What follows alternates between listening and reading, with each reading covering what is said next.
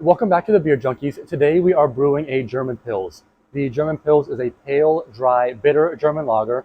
It has a clean, crisp finish and is highly refreshing when it is brewed right.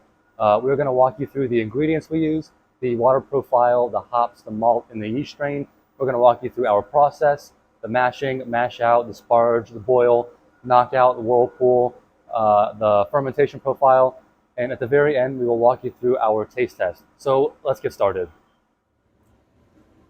The German Pils is known for its crisp, dry finish, so we want a water profile of 50 parts per million of calcium, 5 parts per million of sodium, 105 parts per million of sulfate, and 45 parts per million of chloride. That higher sulfate level will really help accentuate that bitterness and promote that crisp, dry finish. So we're adding our normal calcium chloride, gypsum, and Epsom salt with a little bit more gypsum this time to bring those sulfate levels up.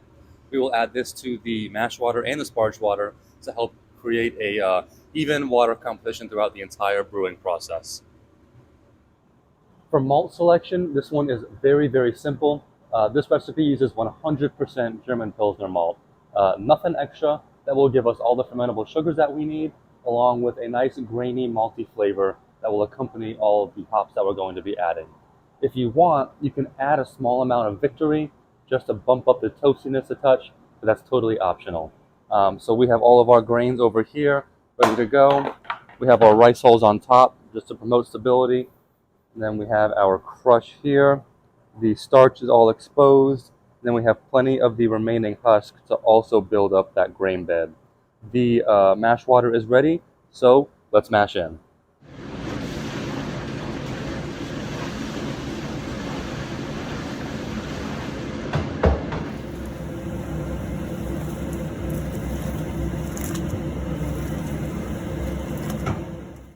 As always, this is our mashing setup. We are pulling the wort from the bottom of the mash tun through our false bottom, pushing it through our wort pump, going into the lower herms, coming out of the upper herms to maintain that temperature. And we are continuously recirculating to set up our grain bed filter. We mash our German Pils at 152 degrees for 60 minutes. That'll give us a nice mix of alpha amylase and beta amylase. If you want a little bit more attenuation, you can mash at 148 degrees for 75 minutes. Get a little bit more of that beta amylase involved and create more fermentable sugars, but the 152 degrees will work just fine if you want to do that.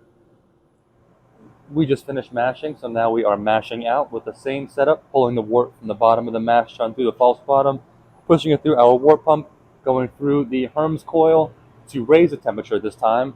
And it is still recirculating to continue to build that mash bed filter, but now we are raising the hot liquor tank up to 176 to raise this mash temperature up to 168 degrees, which it will do over the course of about 15 minutes. Once we get to 168 degrees, we will begin to sparge. We just got to mash out, so now we are sparging. We are pulling wort from the bottom of the mash tun through the false bottom, but now I have switched the lever over from the Herms coil to direct it towards the boil kettle, which is now filling up and heating up to reduce the time it takes to get to a boil. At the same time, I am pulling the sparge water from the hot liquor tank, pushing it through our water pump, and rinsing the residual sugars that are left in the grains. These are the hops that we're going to be using. You want to use a noble hop for the German Pils. I like to use middle fruit, but you can use whichever one you would like. I add around 30 IBUs worth at the 60-minute mark, around 5 IBUs worth at the 15-minute mark, and then half an ounce per 5 gallons at flame out. I don't want a crazy amount of bitterness in this beer, just enough to accentuate that crisp, dry finish and to be noticeable on the palate. We don't want it to be harsh, especially with the higher levels of sulfates. 35 to 40-ish IBUs for your German Pils will be perfect. We just got to a boil. We will add the hops in as we just talked about at 60 minutes, 15 minutes, and then at flame out.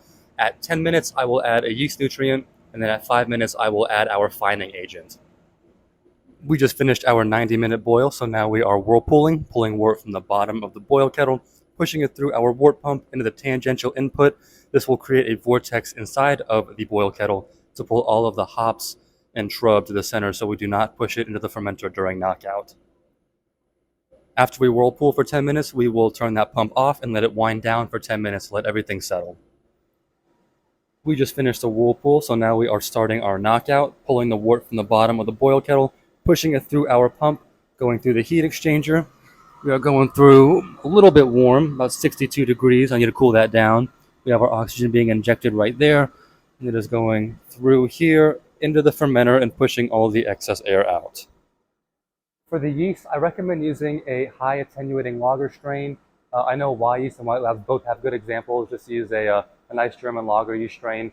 We don't need too many of those fermentation characteristics coming through, just a clean yeast that will promote that crisp, dry finish. For this German Pils, we use the German lager yeast from White Labs.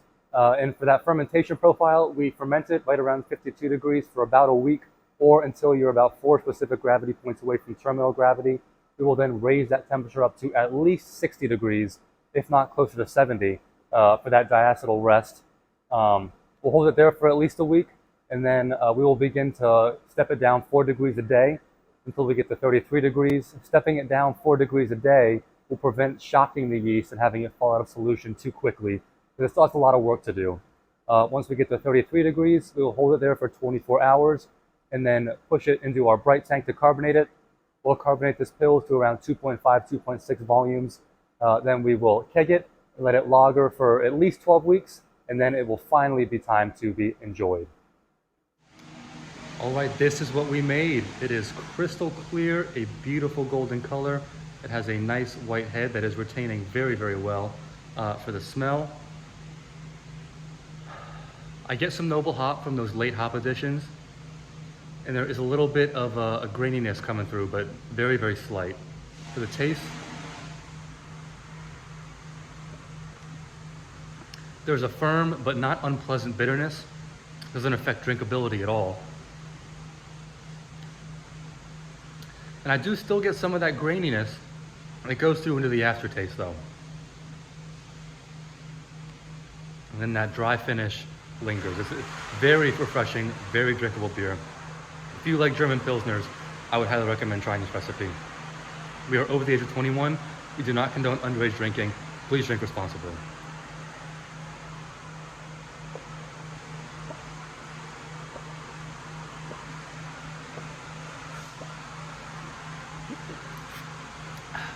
Cheers.